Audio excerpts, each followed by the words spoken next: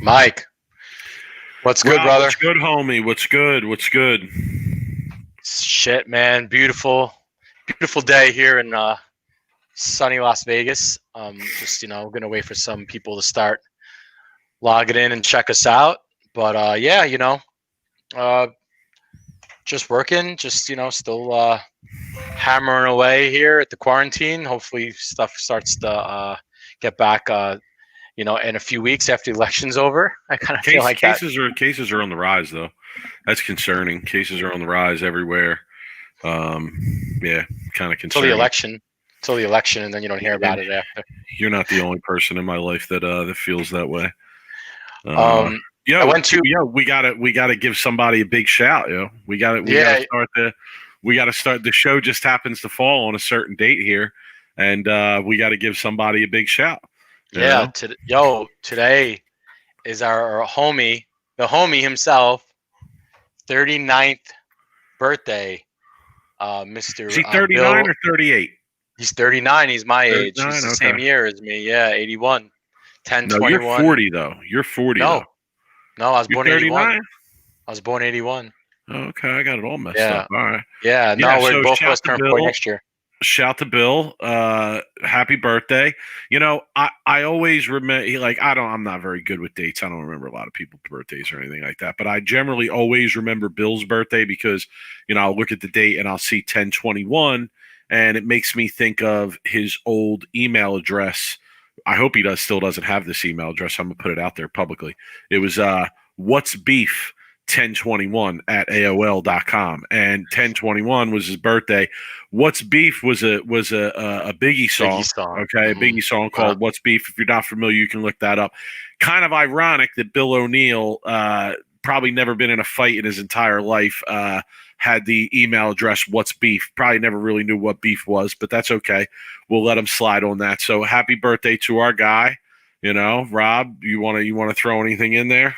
Yeah, I was with Bill for his 21st birthday, and I won't unveil too much of that night. But funny story about his 21st birthday. I was DDing, so I remember most of it, if not all of it. And we took him to this little shithole bar in Saginaw, Michigan, called Baywood. If anybody lives in Saginaw and knows Saginaw, Michigan, I'm pretty sure they'll know Baywood.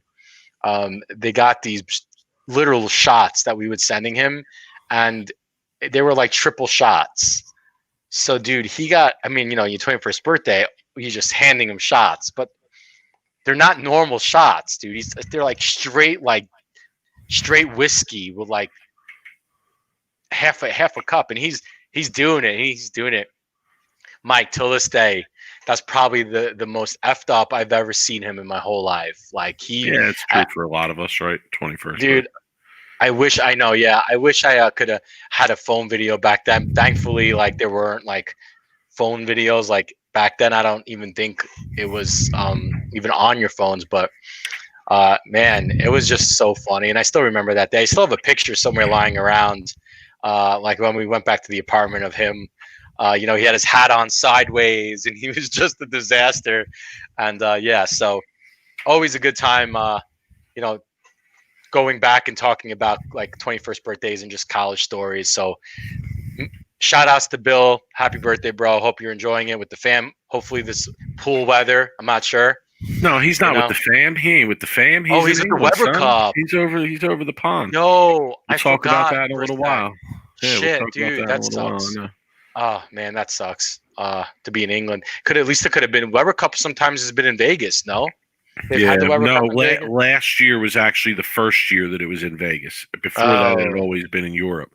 So I don't know if it's coming back to Vegas next year, but if it is and it's the same time frame and he's bowling, that would be a good trip for all of us to do.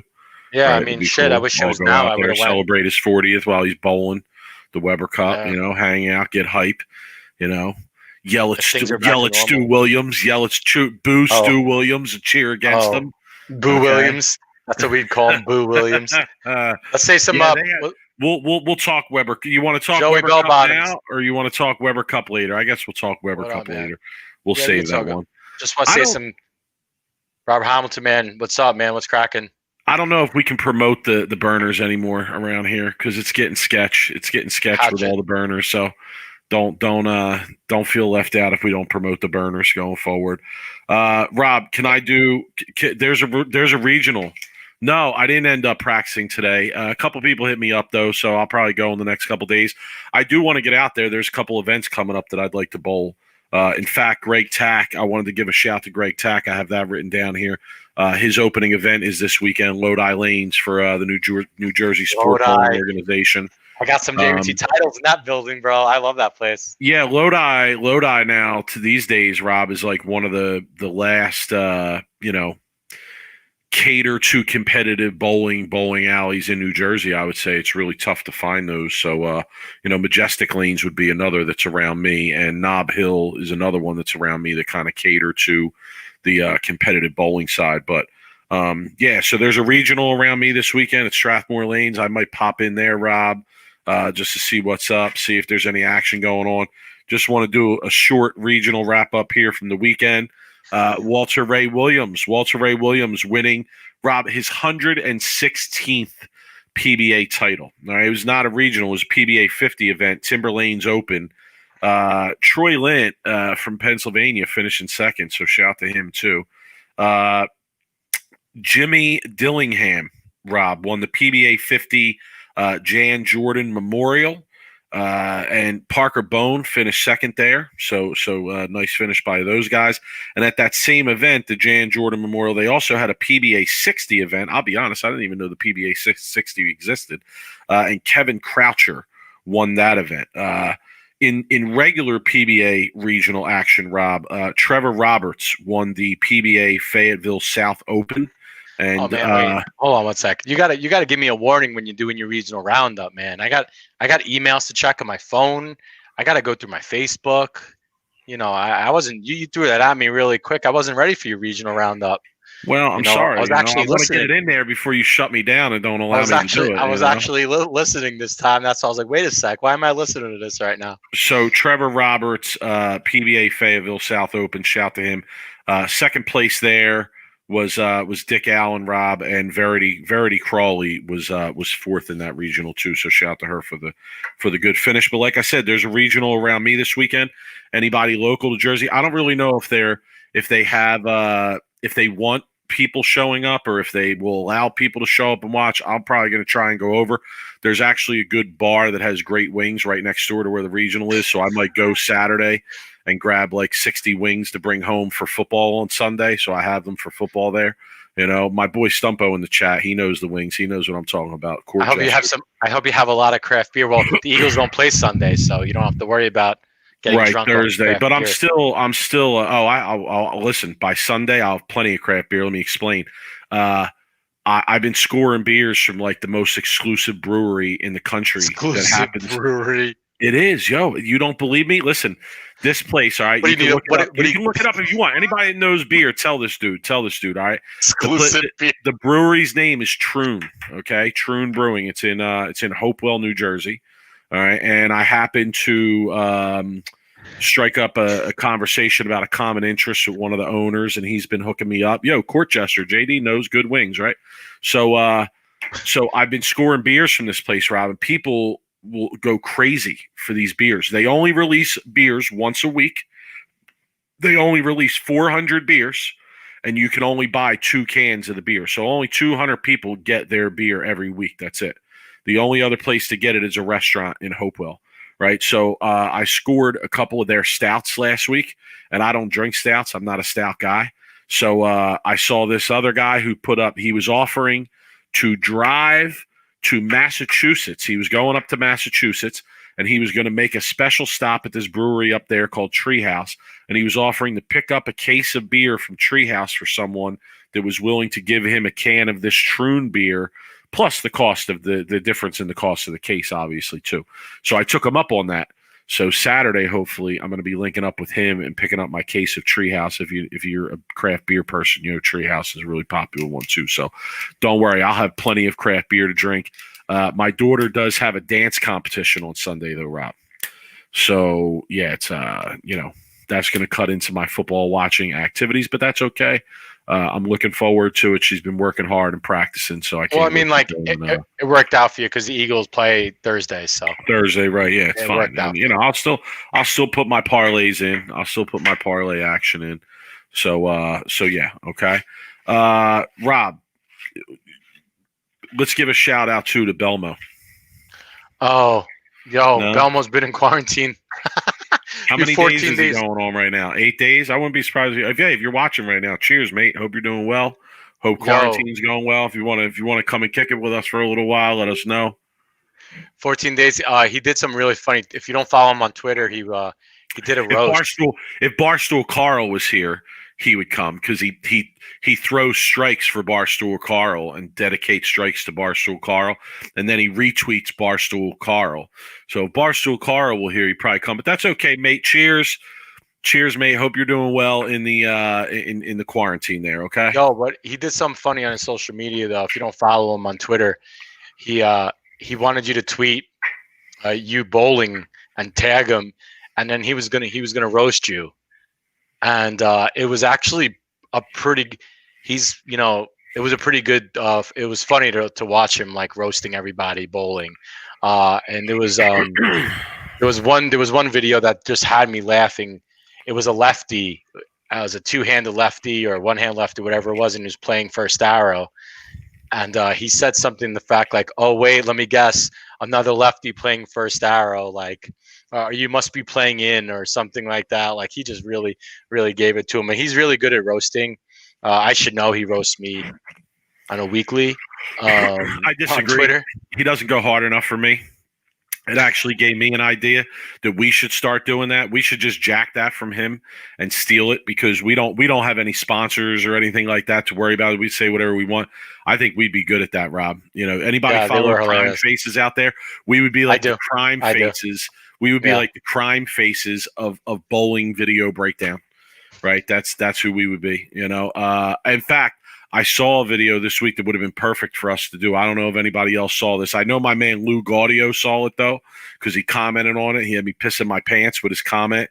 And it was this dude who said he averaged like 130 or something like that, 168, or I forget what his average was, very low average. Yeah. And there was a video of him throwing the last three strikes for 300. I mean, I saw that. His form was, ridiculous. 130. It was ridiculous. Yeah, 130 something. His form was ridiculous. And Lou Gaudio commented, yeah, it looks about right. You know, and I found that to be a very, very yeah, I kind of like that. I like to roast people. I'm a good roaster. Yeah, we should set that up. That should be a new skit. Belmo, listen. I don't know if you're watching or not. He might be on here on a burner. Who knows? We're stealing that from you. All right, we're stealing that from you. Okay. Yeah. Who wants to get roasted? If you got a problem with that, talk to our boy. All right, talk to our boy. It's his birthday too. Okay. As a birthday present, we're stealing that from you. Yeah, we're stealing. Happy birthday. Okay. All right. So if you want to get roasted by us, send us your video. Email it. sweeptherack@gmail. You know, yeah, that's a good idea. If you're willing to do it, but listen to me. We're gonna come a lot harder than Belmo does. The un-PC version of it. You know, don't get mad at us. All right, don't get mad at us when we're honest. Okay, don't get mad. All right, Rob. Let's talk PBA playoffs. In all seriousness, though, about the quarantine, it's crazy, right? That's quite a sacrifice for him to have to make to come over here and bowl. I was totally like blown away when I heard that he had to stay in a hotel room for 14 days. You know, we'll talk about the Weber Cup in a few minutes here. There was a bowling bubble over there, you know, where they checked into the hotel. That's it. Weren't allowed to leave. Weren't allowed to go anywhere. No family was allowed to come in. It was just the bowlers. That was it. So listen. Yeah, so listen, I said, you know, I told Bill, I said, hey, if you ever want to be part of a bowling bubble is kind of like it's kind of our thing, no? But so here's the bottom line. Bowling bubble. Some of these guys, they're making real sacrifices to come over and compete, you know, and I don't want that to be overlooked. You know, we joke, we have fun, but I definitely don't want that to be overlooked. Well, Mike, Belmo may not have been the only one. You know, obviously he's the most active on social media, and we'll probably hear about it more in his case. But yeah, listen, guys are making sacrifices to come and compete. Well, they make sacrifices. I wish like the majority of the bowling population actually could have watched the Weber Cup. Because I mean, I don't really know how many bowling fans, and I like to ask this to the chat. I see how many people are watching right now, and I know a lot of people are watching. How many of you have subscriptions to DAZN and watch the Weber Cup live? So last year I subscribed. Last year I did. This year I did not, and the reason is because it started on a Monday. I know. And it started at because it was in England this year and it wasn't in Vegas.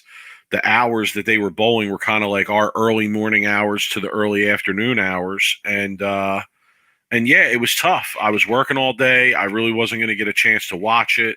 It was only $20, so it wasn't a cost issue at all. But yeah, I just didn't feel like I was even going to get the time to log on and watch it, which I didn't. So here's my beef, Mike. And I'm going to go on a little bit of a rant here. So let me get this straight. Well, so hold on 1 minute, Rob. Wait 1 minute. Okay. I just want to ask this question. So are you saying, Tom, that Tom Collins, if that's your real name, who the hell knows? There's so many burners up in here. Are you saying that even in the UK you had to have paid something extra to watch the event?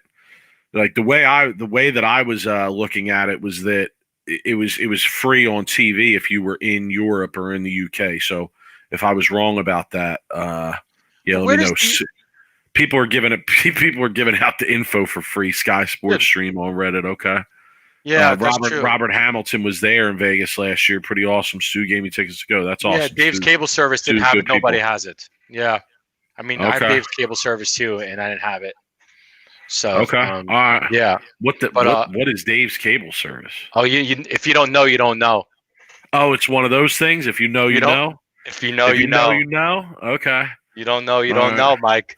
Maybe hit me up later, and I might give you the keys to the Lamborghini, but I don't know. It's a.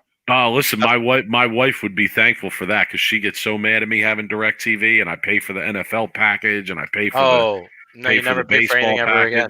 Never pay for anything ever again. I need that info. Listen, if this podcast splits up, it's because he wouldn't give me the info on that. So I'm just letting you all know. All right. Yeah, Dave's cable service. I'll get you going. Dave, I got you. Dave, I got you. Anyway, so what is going on with DAZN? Like, why doesn't Flow Bowling have the rights for the Weber Cup? Look, and I might be off on this, and I don't know all the details, and I'm sure whoever's Lucas. Well, because it's a different company. It's a different company that runs the event. That produces the event. I pay for Flow Bowling, Mike. I pay for Flow Bowling. I paid $175 for the year, and I can't watch the Weber Cup.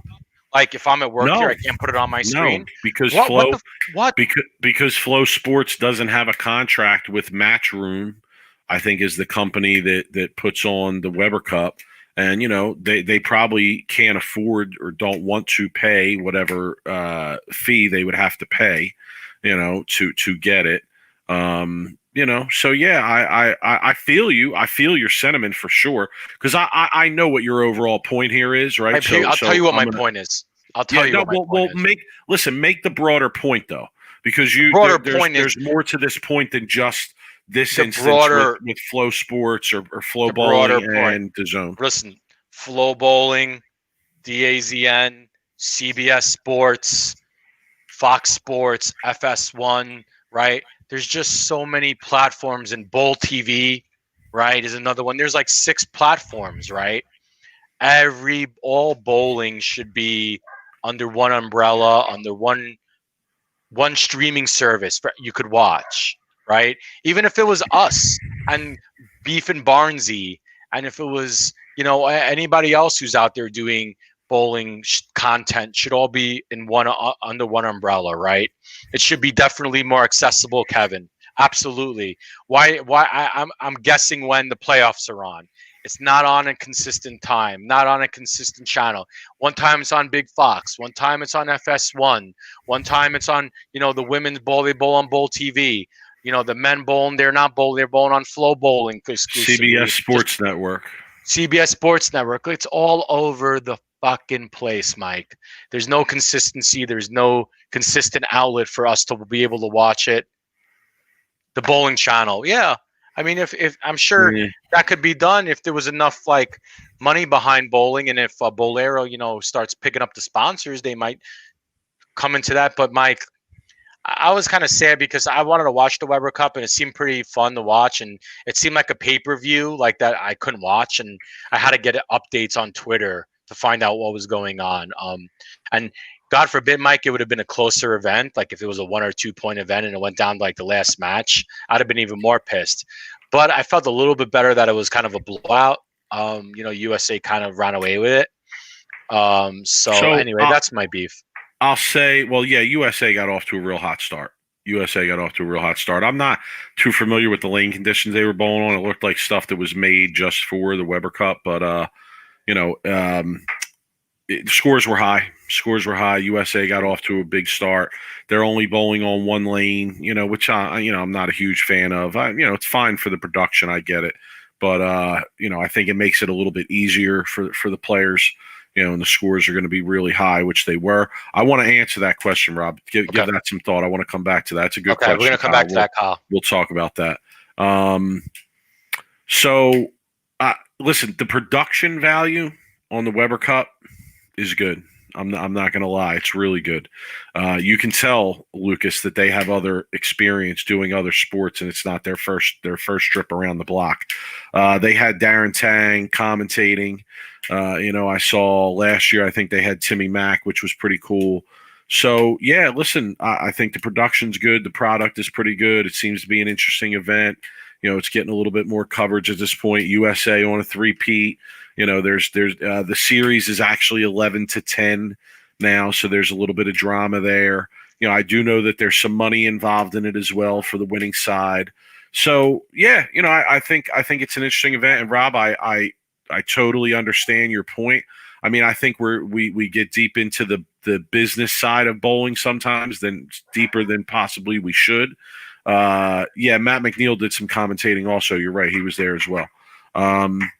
So yeah, listen, I think we get sometimes too deep into the business side of bowling, but I agree with your sentiment. It'd be nice if there was one spot you could go to. And we talked about this a few weeks ago in terms of bowling having a regular spot on TV or being able to get that regular time slot to kind of make people familiar with, hey, bowling owns this night, or this is when bowling is on if you want to watch it, right? But you're right, it's been spread all over the place for sure. Jesper Svensson at the Weber Cup was just sick. He was sick. Like I would have considered giving him the MVP award, even though he was on the losing team. I think the MVP award probably goes to Simonson from Team USA.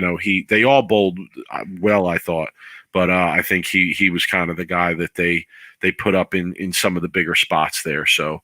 I thought, from what I saw, the highlights, etc., looked like a good event. I wish I would have been able to watch more. I just wasn't able to watch more. So my thoughts on that are limited, obviously. Yeah. Look, like I watched some of the highlights and stuff, but I mean, I watched all the highlights. They did a great job of sending out a lot of stuff on social media. It was good. And then because they probably knew there weren't a lot of people watching. Yeah, Stu and Chris actually put. Now, I don't know if they went live on Facebook or not, as they usually do, but I know they posted something up on Twitter, like a review after each day. So if you guys want to go check that out, that was pretty good too. It was like some behind the scenes talk Mike, of what went on in the competition. Is there any way we could we would be able to find out like what the viewership was like on DAZN, like for that specific stream, like for the few days they were on? I'd be curious to know what their numbers were compared to like a Flow Bowling live stream, for instance. I don't know a lot of bowling fans that own that, because I'm essentially that, and I could be off here, but that's more of a boxing service, DAZN, or is that just a European sports like streaming service? Or no, they do United States based sports too as well. I think they do. Like I said, I did subscribe for a month when I did the Weber Cup thing last year. It seemed like a lot of like UFC type stuff. What did they? How much did they charge you for the month? I think it was $20. $20 for the month. Gotcha. I was just curious. Yeah. So It's a good. I like the competition, right? I like that they do it consistently every year. I like that usually the USA and the European teams are pretty the same usually every year. So I just like I said, I thought it was bad the fact where a lot of the pros were sacrificing a lot by going overseas and bowling, and diehard fans like you couldn't even like watch unless you paid the $20 for the month to watch it. And I'm not really sure how many people actually paid for just a month to watch the Weber Cup. So anyway, I don't know. We'll it'd be see. interesting to know. Yeah, it's just kind of like, it's there. You just, I don't know. Lucas, get those numbers for us, will you? Yeah, right. Lucas he's not going to be able to know. I don't, he's probably wondering what it is too, I would imagine. Anyway, so moving on, do you want to move on to the PBA playoffs? Talk a little bit. PBA playoffs, baby. PBA playoffs. How many tape shows can you handle? I watched it live. Still, I watched it live. I know. Yeah, it was Saturday. It was. It was Saturday. There wasn't much on. I thought it was a decent time slot. I said before, we kind of know where this is going. But the PBA even sent stuff out on social media, about hinting at the 300 from Francois Laveau, which, I get, but at the same time, they could have been a little less obvious about what they were referring to. But all right, let's go match by match here, Rob. First match was Jason Belmonte, the number 1 seed, against the number 17 seed, Jacob Buttriff, and Belmonte victorious there, 205 to 195. I felt, Rob, that Jacob Buttriff blew a shot. He blew a shot, take out the number 1 guy in the field. He had him right where he wanted him. Belmo's look wasn't too great. He was throwing his A game too. Yeah, Buttriff was throwing his A game. He was, and he did an interview after Belmo and talked about how he's going to have to come up with a better game plan for that next round because he expects the scores to be a lot higher in terms of who he's facing. So I feel like Buttriff lost his shot. I expect Belmo to use resin next time he bowls on the show. This urethane wasn't a good look for him. Buttriff, he always misses spares. Crazy. Spares. He wins regionals though. The kid is a winning machine. I swear. I think he won another regional this past weekend or last weekend. But no, it was a couple weekends ago. It was the one out east. It was the one in Delaware. Crazy. That he won. It's all mental. The spare shooting. It's all mental. It's just nerves, really, what it comes down to. Right. If you ever missed a spare in your life, whichever we all have, it's just it's just nerves, and then you mentally talk yourself out of the shot. I feel like he'll get better as he keeps making shows. Just more. It's more of a relaxed thing than it is anything. So I expect Belmo next match to not use urethane. Just because I just didn't like the way the ball looked in the back of the lane. It wasn't coming off the spot really that well, and he really his speed had to be like perfect to be good. So we'll see. But Belmonte's look doesn't look good. But all it takes is one ball switch, Mike, and Belmonte was just going to he'll be able to find something. He did win another regional this weekend. I didn't see that one. I didn't see that one on the PBA site. His regional roundup is lagging, Mike. Their website, I know it looks all fancy on the front page, but can I say you click a couple times and it really sucks because the information isn't there.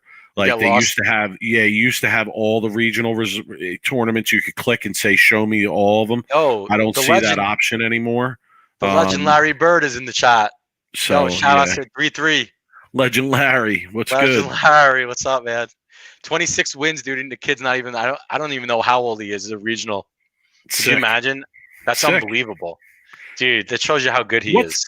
Like, I don't know. I want to ask, why doesn't that translate over to winning on the regular tour more? He wins on the regular tour. I know, but not like that. Not like that. I mean, that's absolute domination. Obviously, the competition isn't going to be as great. So, does that speak to him having more confidence and walking in the building with a lot more confidence and knowing, hey, I'm the best bowler here, so I'm going to take this down. Sure. Whereas at a regular tour event, you don't necessarily have, certain things have to match up for you to feel that way. Dude, I think that might be fair to say. Yeah, when you're bowling against guys like EJ Tackett and Marshall Kent and Bill and Belmonte and Jesper, dude, you're not gonna be walking in there strutting your shit, and no, that's an Omega Lion that cost me 10 grand. It's an Omega Lion that cost me 10 grand. Piece of shit. Thing's a piece of shit. If the ball was any good, I'd be 10 grand richer. No, well, by now I'd probably be like a few hundred grand richer because I would have taken that 10 grand and flipped it a couple times. But anyway, go ahead, Rob. All I was saying is next match, 300. Oh, Francois Lebeau. Yeah, Sean Rash. The average score against him in the PBA playoffs has to be astronomical. He bowls that match against Bill last year in the semifinal and gets like 279, 289 shot at him.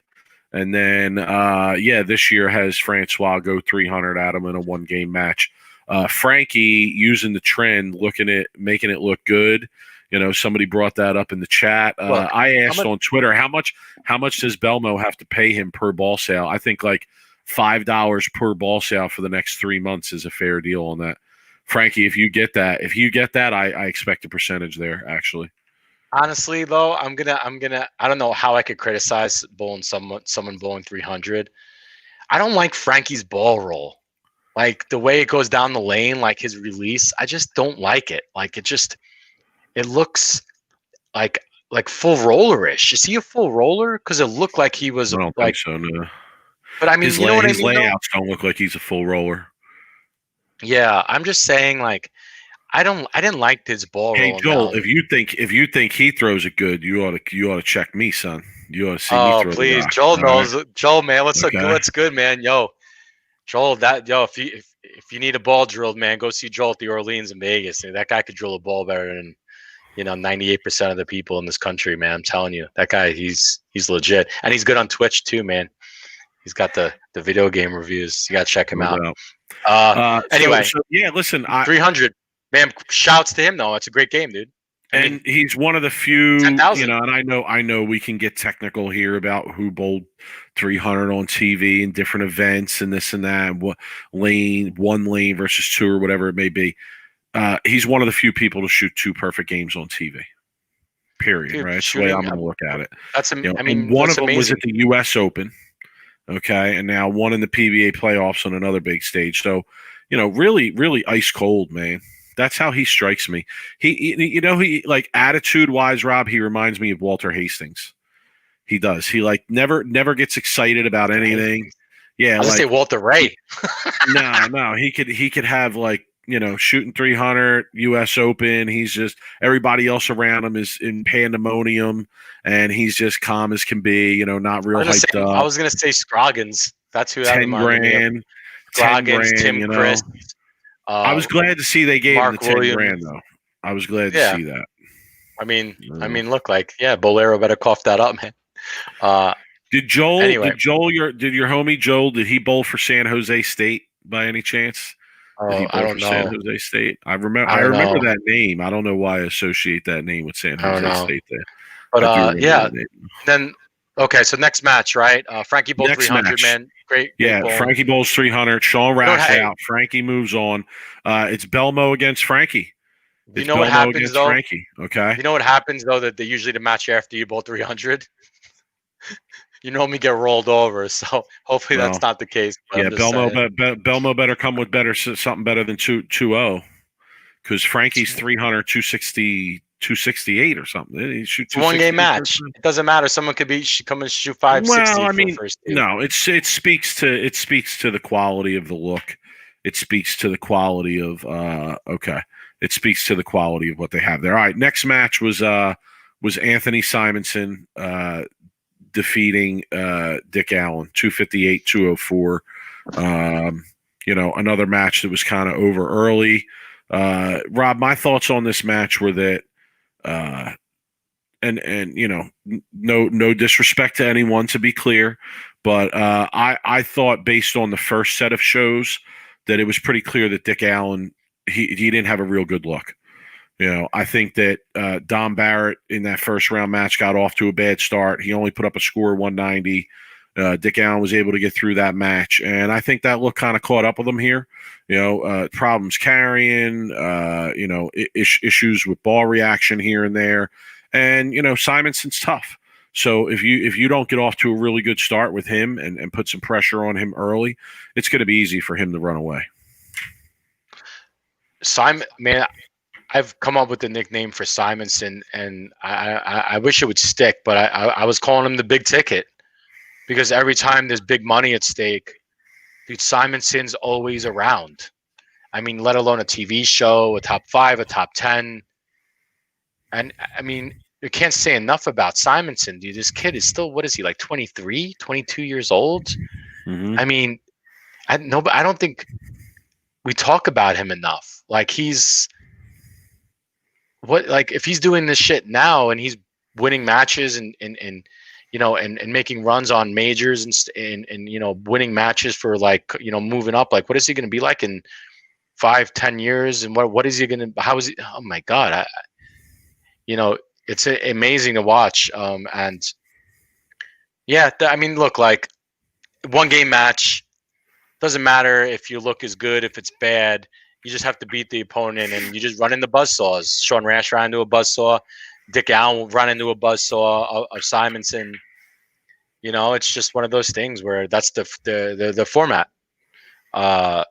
So, look, like if they were low scoring, if it was a grind, and I think Richie would have or Dick would have had a better look or a better chance to beat Simo if they were a lot tougher, if there was a grind.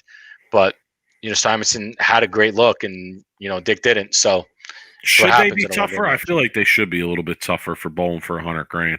Yeah, I'd like to see a little less room for error, on some of the shots that matter. They still got to make it a little bit entertaining. I feel like when they make them too tough, it just becomes hard to watch sometimes too. And I know you like them brutal, but I do, especially bowling for 100 G's.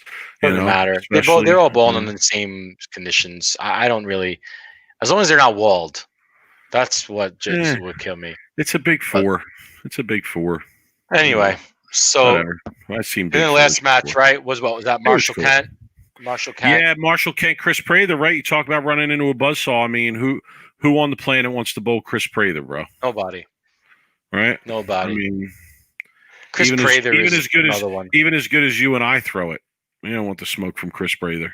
I don't want to smoke for Chris Prather. I wouldn't. Oh my goodness, dude! If Chris Prather can get left of 20 and throw it to 5, there's nobody better than him right now. Belmo, Bill, Chris Prather. But if it's where it's at right now. It's where it's at right now. If you're telling me that's my top 3 in the world right now. No, I get that. But if you're telling me that the shot that Prather could get left of 20 and to throw it to the gutter and strike, I'll take him over Bill and Belmonte, honestly. He really can do a lot, man. He can do a lot. Marshall Kent bowled a great game. I thought his ball reaction was sick too. But yeah, Prather really just buckled down. He just buckled down and threw the big shots when he really needed them. Simonson. Yeah, I mean, arguable, right? Arguable is 3. I'm in the top 3. Too. Yeah, I just think that Prather had a real strong PBA abbreviated season. Oh, see, now we're getting it. Now we're getting it from the comments. Yeah, well, listen, it's arguable. A lot of missed opportunities there, Jimmy. A lot of missed opportunities there, bro. If you want a couple more, I mean, to me, in order to be really high up in that conversation, you just can't be making shows and having high finishes. You got to be winning. Yeah, you got to be winning big events on a big level. I feel like we need to do a sweep the rack rankings. Ooh, you want to? Yeah, let's get that on tap. Let's get that top on tap 10 bowlers in the world, and me and you. I'll pick a top 10, and you pick a top 10, and we'll just do one show for our PBA rankings. Yeah, we did You something know, similar to that during the pandemic. I mean, during the summer with Stu, where I schooled both of yous in how to pick a all decade team. But yeah, we can go back to that and touch on that again. I'd rather do a current rankings like Flo does, but actually, make it good. No offense, Lucas. Anyway, yo, Yo, Big Mike, you missed some good bowling you're tonight here hating in though. You're Indiana. hating though. You need to check Twitter. Check the tweet that I liked. Check the tweet that I liked. You hating? Get back to me on that. All right. I ain't dealing with the haters too well all I'll tell these you what days. I was sad that Marshall Kent lost Yeah, it would have been nice to because see him make a run. I love watching him get in the middle of the lane and hammer on the ball. He's Yeah. would love to see him like make a run, and especially like what he was been going through the last couple of weeks and his father passing and stuff. I kind of feel like I'd like to see him make a run and win the tournament, but especially how he was throwing it great. Top 25. Is there even top 25 bowlers in the Doing world? top 25. Get the hell out of here. That's a lot of The bowlers. I would top 20. the 25th guy on the PBA tour is on his way to retiring and getting a job. I'll put myself in a top 25, Mike. 23rd. The next playoff show, John. Let's talk about that, right? So the next show. Well, I want to talk first about the next matchup on that side of the bracket. You're going to have Simonson against Prather, rematch of the semifinal from last year, right? So that's a great matchup. But the next show, John, is actually Sunday, I believe at 5 p.m. Sunday, 5 p.m. is 5 the next p.m. show. What Eastern? Yeah, 5 p.m. Eastern, right up against football, really right in the middle of the football watching day. So Who's playing yeah, Sunday Rob, night football? somebody asked earlier, like, what would we like to see as a new PBA event, right? So can we discuss that for a format, Sure. right? So we have the playoff format going on with the one game, etc. Here's what I would like to see the PBA try, and I'm saying this in an effort to try and get the same. And I know this is going to sound bad, I do, but I think this is what would help with the marketing of bowling. I think it would help the marketing of bowling if you saw the same players on the shows more often.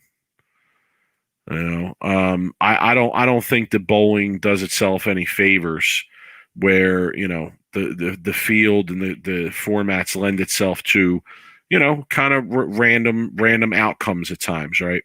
You look at a sport like tennis where they seed the top player in the world, top ranked player in the world against the lowest ranked player in the world in that event, and the top player in the world has the easiest path to get to the show, or the finals, so to speak. Sorry, I'm talking bowling talk. So I wouldn't mind seeing like a one-on-one match competition, right? And I know the PBA tried this with the 7 games and the exempt field, but I'm going to go a step further. What about almost like tennis, like sets, where you bowl a best of 3 of best of 7s? So whoever wins 2 best of 7s first wins that match, right? And the whole tournament is conducted over that, in that format. And to me, not only would you be giving the advantage to the higher ranked player by putting them up against the lower ranked player, but now you're saying here 21 games the match could go, right? It could be taken to 20. Well, who has the advantage there? To me, the better player has the advantage there in the longer format, right? I also think that it would create a lot of opportunity for viewing purposes, where if you have a best of 3, best of 7, sometimes you get a great best of 7. Can you imagine saying, run that best of 7 back 2 more times, possibly On a different pattern? on it? Who knows? Who knows where they go with it, right? Who knows where they go? So like three patterns, right? If they have to go to the best of 7. You know what, Mike? I at first I didn't really like it, and then I'm thinking about it. And if they follow the tennis where they actually, all right, hold on though, right? But like Jeff, that would have to be part of it. Part of it would have to be that there's better sponsorship. The guys who aren't making the shows are still making money from their sponsorship deals, etc. But go ahead, Rob. Sorry.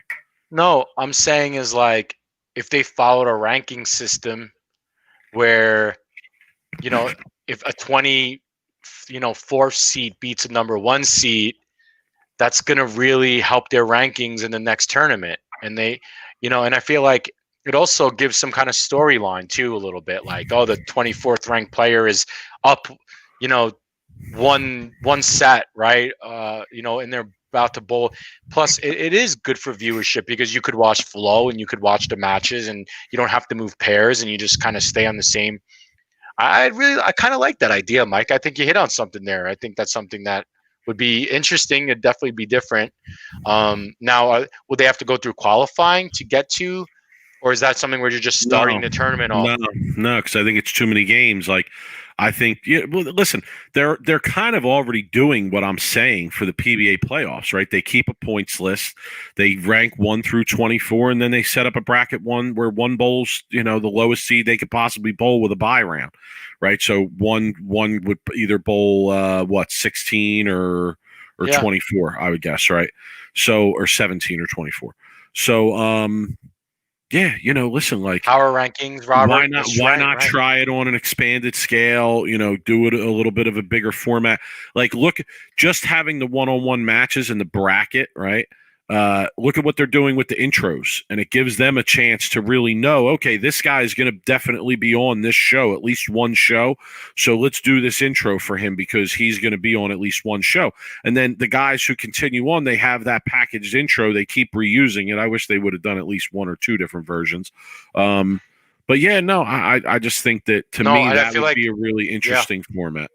And I feel like everybody in the chat is agreeing. Like, I don't know, Jose. That's a good question. Like, what number do you set it at, right? Or maybe you set it at 12, and then the other 12 spots are filled by a pre-tournament qualifier type of event. Longer format on that as well, perhaps. But I don't know. I just threw that out there based on the question that was asked, and us talking about the PBA playoffs and the single game format. Like, I like that one-on-one matchup, but I need an expanded version of that. Like, come on, who don't want to see? Who don't want to see? Like, all right, Sean Rash lost, right? He lost, but who didn't want to see Belmo against Rash in that bracket for 100 Ds? And that's just one game. Like, what if you were doing 3 best of 7s between those two? Then it creates the opportunity for like shit to happen because they're bowling so many games against each other. It's like, hey, it might get chippy at some point. So, in terms of being asked the question, what formats would I like to see or try differently or, something like that, to me, that's something that comes to mind. Yeah, I think that also it'll add to the rivalry kind of thing that I want to see, because if you're bowling someone best 4 to 7, essentially maybe 3 times, it could add to rivalries. Like, I mean, the one in the rankings, the power rankings too, having that associated with your name. And I feel like you market that better. Like, you say, here's a number 3 best bowler, or like boxing does, right? Or UFC, where they would have a list of power rankings in the light heavyweight division, and they would show it on TV. Here are the top 10 light heavyweights in the world, and here's your number 1 undisputed heavyweight, right? Like, whoever. And I feel like bowling could really use something like that, where people, when they ask, like, oh, how's Bill doing this year, or whatever, and you'd be like, oh, he's the number 3 ranked bowler in the world. Right. It says something, right? So, right. Yeah. Also, can I say, it sucks. It sucks that we can't bet on this shit because it's all. Well, that would be amazing if you would be able to bet. Perfect, like one-on-one. 4 to 7. It's one-on-one, right? Sets. Even though it's one game, whatever, right? 4 out of 7, 3 sets. I mean, that's a bowling fan's betting dream. Okay, right. Number one. Can I say, like, come on, PBA, get your shit together with the betting. Like, how do we not have futures bets on PBA? Right? Like, even if it's going to be taped, why can't we do a futures bet of who's going to win the PBA playoffs? What are the odds? They have rankings 1 through 24. Where are the odds for that? Why couldn't we put in futures bets, even if it's being taped? Wouldn't that give people more of a reason to watch? If you had a bet in on the PBA playoffs and then the shows are taped, they're doing a pretty good job of not putting out the results. Okay. But wouldn't it make more people want to watch if they knew, oh, my guy's still in, I got to see if he wins this week and my bet pays off? The sports books could just hold the results of the bets until the shows air. So it would Mike, it would also help the way your format is. It would also help with subscriptions to Flow Bowling. Because think about it, man. If Rash is bowling Belmo, we're just using that as an example, and they're Right. bowling a best of 3, 4 out of 7 format, you could bet each set. You could bet total match, right? Who's going to win? You could bet 2 or 3 different ways. You could bet and then people might actually be like, oh man, let's order a Flow Bowling subscription and let's watch this set, right? That could take. I mean, think about how much bowling that is. That's a lot of bowling, Mike. That's an all-day match. Like tennis is, right? Like essentially that's what it is. Like you're bowling for probably 6 hours or so if you're bowling. If you even 8 games, half hour a game, it's still you're bowling probably a lot. It's a lot of bowling, but I feel like the pros would be up for that. And if the betting was in, you'd be able to watch. Mike, I love that idea, Mike. Honestly, like the more I talk about it and the more I think about it, I think you should sell that idea to the PBA and and see if they'll pay it. Joey Bellbottoms, the futures bets. Like, why can't we bet on PBA Player of the Year? I thought I had that thought in the shower the other day. Like, you know how much money? I could have made betting on PBA Player of the Year over the last few years. Like with the knowledge that we have, I mean, it's sick. It's sick. So, I got to encourage even more. Like, link up with DraftKings. Fox Bet sucks. I'm sorry to say. Let's get regular betting on bowling. Let's get futures bets on bowling. This is the kind of stuff we need. Yeah. See, look at that. Maybe you're on to something, Mike. Rob, we're always on to something, dog. I know, but we're informed fans. Podcast. That's why people tune in, because they know that even though we're informed fans, that we're speaking from a place of true knowledge and true respect and true love for the game as well. Yeah. So sure. Okay. All right, Rob. We have a skit for the people tonight. Yes, we do. And we have a skit for the people. We were supposed to do it last week, but we ran so long talking about burners and beef and shit that we didn't get to our skit. So it was like a skit itself. We have the skit here for the people tonight, Rob, and it is a sponsored by skit. Sponsored by skit. You know what we want to do? If somebody can help us out with this, I don't know if there's anybody out there. I was going to hit up Jimmy today. Jimmy, if you're still here, I was going to hit you up. If anybody can help us out with this, here's what Rob and I want to do. We want to record our own PBA intros for the players. Okay?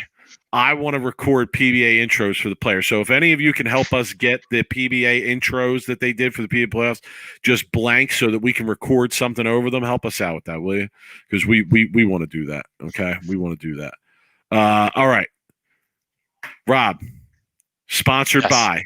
Okay, sponsored by. For those people that don't know how it works, if you're joining us, you didn't never seen this skit before, we take 3 players. Rob and I both suggest a company, a business, an entity that they should be sponsored by. Okay, and then you, the people, get to decide who picked the better entity for each player. All right, Rob.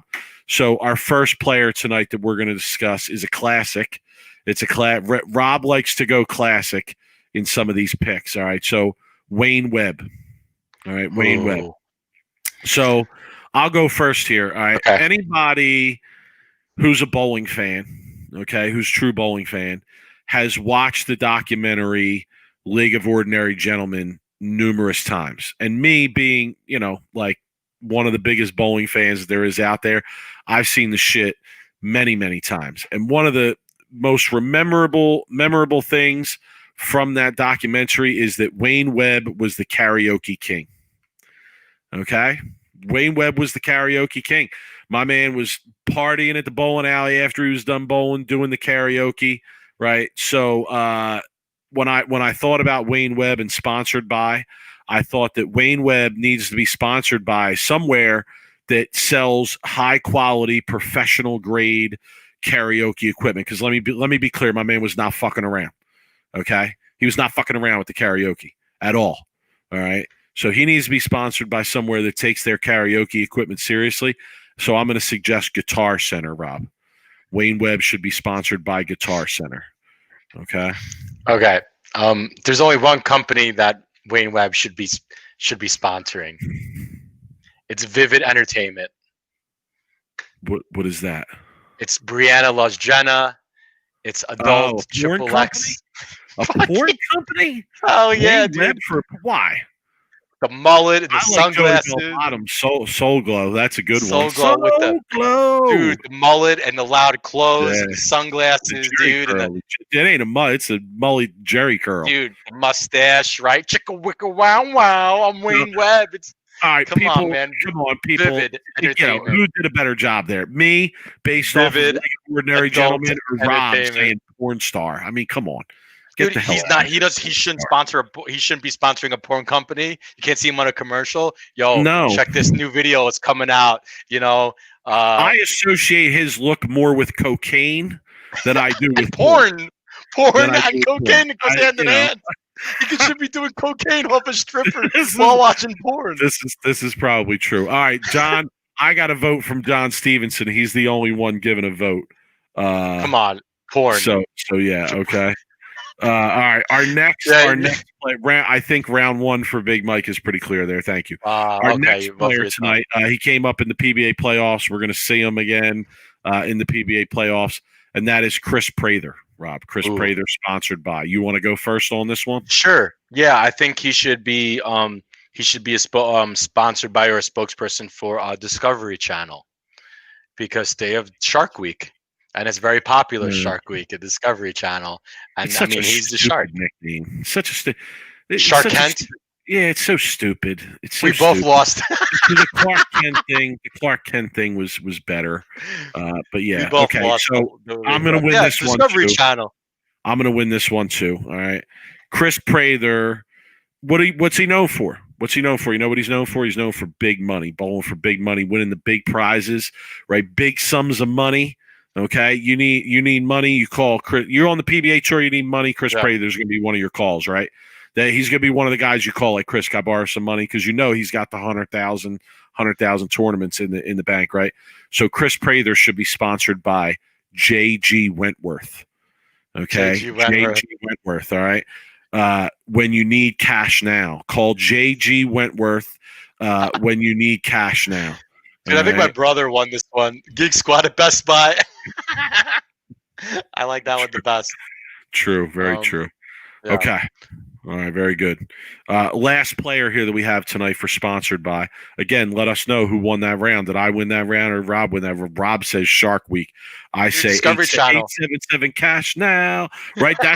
You should have Chris Prather in that commercial, because like if you are a PBA you should player, win just for doing the tune, dude. You're just singing the tune. If you're a PBA player and you need cash, you're going to be like, call 877 cash now. 877 cash now. Dude, like 90% of the pros are calling that number. There's a few players that you can call. You know, it's like 90% of the pros on tour are calling that number. Tackett, maybe it's Simonson. Maybe. It's probably about the list. Tommy Jones had $100,000 win. You call him maybe. All right, here we go. I'm losing. It's 2-0. It's 2-0. I know. What Bellbottoms is now he's the spokes. He's the ultimate judge of what's going on. Lucas says Cabela's. That's a good point. He does. Yeah, I think my brother won. Dave won. We're going for comedy around here too, Lucas. All right, you're always so serious, Lucas. You know, we all know he hunts and fishes. We understand. We had him on the show. We did a long interview. Okay, last player here is Packy Hanrahan, young bull. Packy Hanrahan, two-handed lefty. I'll go first on this one, Rob. Okay. So one thing, I watch bowling different. I say that all the time. One thing I noticed is that Packy, his sock game is sometimes lacking.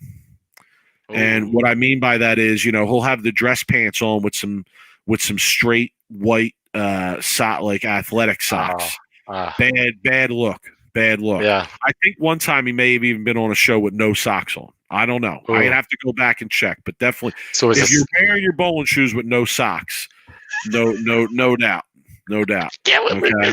Not a good one. Yeah, all right. I know. Everybody wants to take their shot at my headphones. I hear you.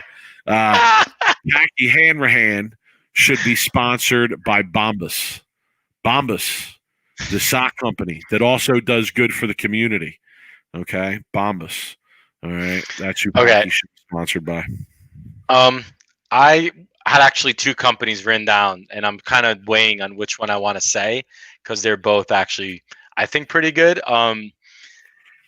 As we know, Packy Hanrahan had a nickname that we unveiled on one of our interviews that I don't know if a lot of people know, but he was known as Shaggy from Scooby-Doo, right? So I feel like a good spokesperson would be a Hanna-Barbera Productions, right? Hanna-Barbera Productions did Scooby-Doo, and I feel How like can it'd you be be a good. sponsored by Hanna-Barbera? What? It's a That's got to be production the dumbest company. shit I ever heard. Come It's a on. production company.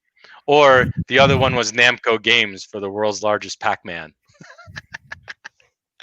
But I like the name Shaggy, so I feel like he needs to be some sponsored by something that had to do with Scooby Doo. And I don't know if Hanna Barbera is still around. It's a good question. I think they did Yogi Bear too, but I don't know where maybe we could call Hanna Barbera and get him on the show and do an interview. Anyway, I don't know. I didn't do that well, I don't think, but it's always fun. There was also, by the way, Wayne Webb. I don't know if you know this, but there's a company out there called Mullet Co. It's a mullet. I don't know what it's. It's a.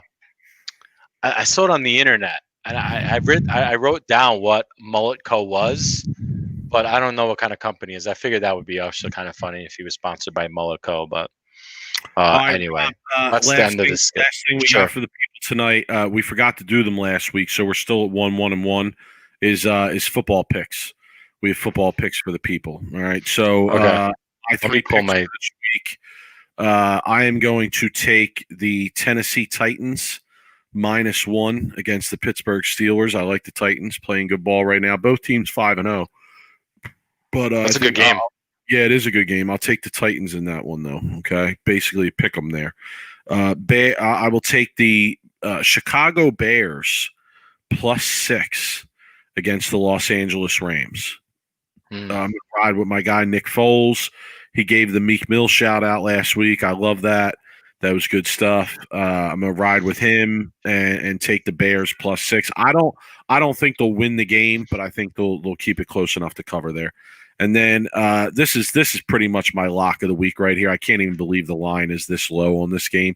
I'm going to take the Seattle Seahawks -3.5 against the Arizona Cardinals because the Cardinals are frauds and the Seattle Seahawks are the real deal. So I can't believe that line is that low, 3.5. And yeah, actually it opened at 3 and now it's at 3.5. So obviously the Sharps are with me on that one. So those are my three picks, Rob. I got the Titans -1, Bears +6, Seattle -3.5. What do you got? I like the Falcons -2.5 against the Lions. I feel like the Falcons, after they fired their head coach, are rejuvenated, and I feel like they're a lot better team than their record says. And I just don't trust the Lions in any kind of betting situation at all.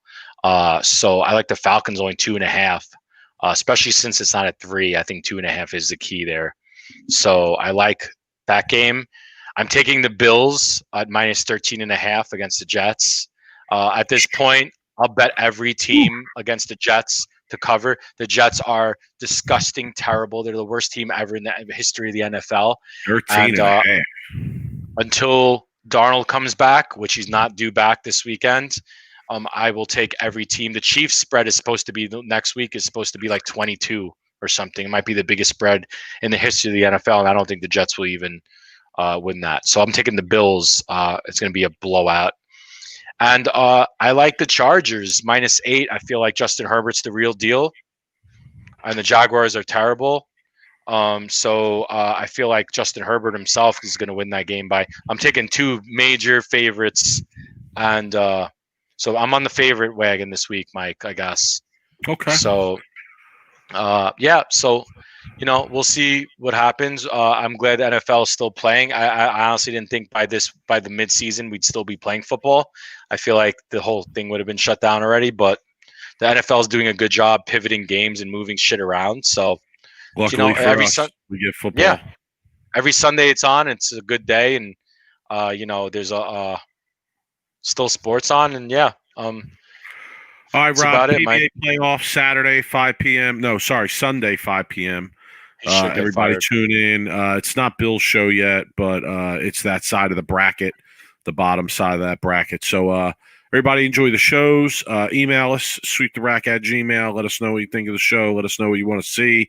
Listen, if there's any bowlers that you want to see us bring on, it's been a while, Rob. We haven't really been doing the guest thing. So, if there's anybody out there that people want to hear from, let us know. We'll do our best to bring them on. We got a couple things lined up in the coming weeks, but if there's anybody specific you guys want to hear from, let us know. Rob, you got any final thoughts, closing thoughts here for the people? Not really. Just kind of, just was actually down in downtown Las Vegas this past weekend on the Strip, and the place was packed full. So I don't see a lot of think people worried about COVID right now. It seems, at least out here. And yeah, just excited to be done with this election. Honestly, I feel like I don't like talking politics, but I just feel like we just need the country just needs to get this shit over with. Honestly, it's just too much shit on social media right now. I'm staying far away from Facebook. I log on for once every 10 minutes for a day, and I'm mostly staying on Twitter and Facebook, Twitter and Instagram. So that's about it, Mike. Enjoy the rest of your week. Enjoy your wings and your craft beer. Yeah, my final thought is check me out on Twitter. I might be tweeting from the regional this weekend. I might go check that out. Everybody have a good week. Stay safe out there, and Rob, we'll check the people next week. All right, later, guys.